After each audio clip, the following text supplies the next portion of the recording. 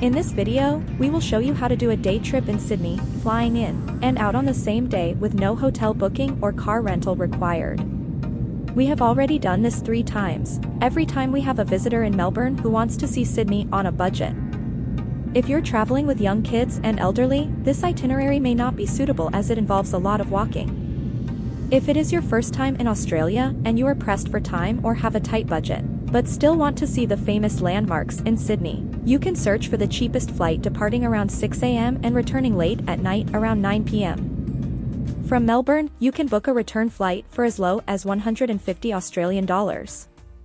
The flight takes 1.5 hours, and you'll arrive in Sydney around 7:30 a.m. Head towards the domestic airport train station and purchase an Opal card loaded with 60 Australian dollars. The daily limit for the Opal card is 16 Australian dollars and 80 cents, and travel to and from the airport will cost 19 Australian dollars and 53 cents each way. Take the train to Circular Quay Station and start the day admiring the Sydney Harbour. Here you can see the 2 iconic landmarks of Australia, the Sydney Opera House and the Sydney Harbour Bridge. The Sydney Opera House is one of the most famous and iconic buildings in the world, and it's a must-see for anyone visiting Sydney. Designed by Danish architect Jorn Utzon, this architectural masterpiece is located on Bennelong Point in the heart of Sydney Harbour. You can take a 1-hour guided tour for 43 Australian dollars. The tour starts at 9 a.m. and you have to book in advance. The Sydney Harbour Bridge is another iconic landmark that's a must-see for anyone visiting Sydney. There are plenty of bars and restaurants in the surrounding area to enjoy a meal or a drink with a view. You can stay here for around 2 hours, admiring the views, taking pictures and videos.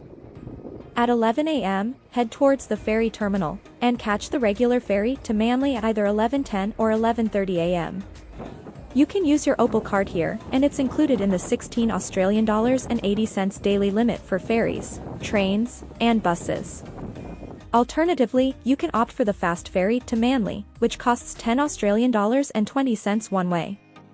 Manly Beach is a must-see destination in Sydney for its beautiful ocean views, golden sands, and relaxed coastal vibe. Located just a short ferry ride from Sydney's CBD, Manly is a popular spot for surfers, swimmers, and beachgoers alike. In addition to the beach, visitors can also explore the lively Corso, which is home to shops, restaurants, and bars. You can have your lunch here while admiring the views. At around 2 or 3 p.m., head back to the ferry terminal and catch a ferry to Circular Quay. From Circular Quay, head towards the Rocks on foot to continue your journey. The Rocks is a historic neighborhood in the heart of Sydney that's full of charm and character.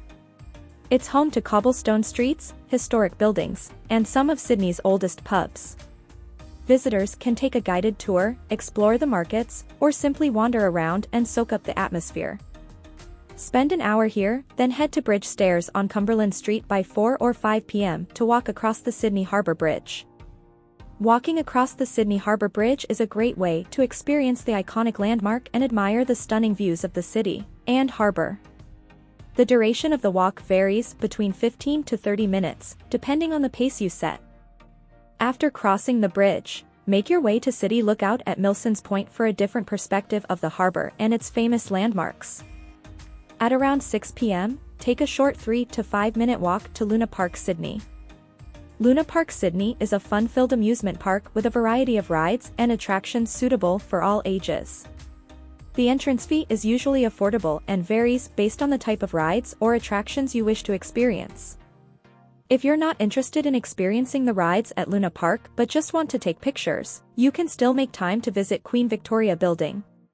At 6:30 p.m., catch an 18-minute train ride from Milsons Point Station to Town Hall Station.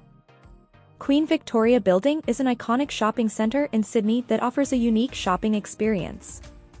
The stunning architecture and historical significance of the building make it a popular attraction among tourists visiting Sydney.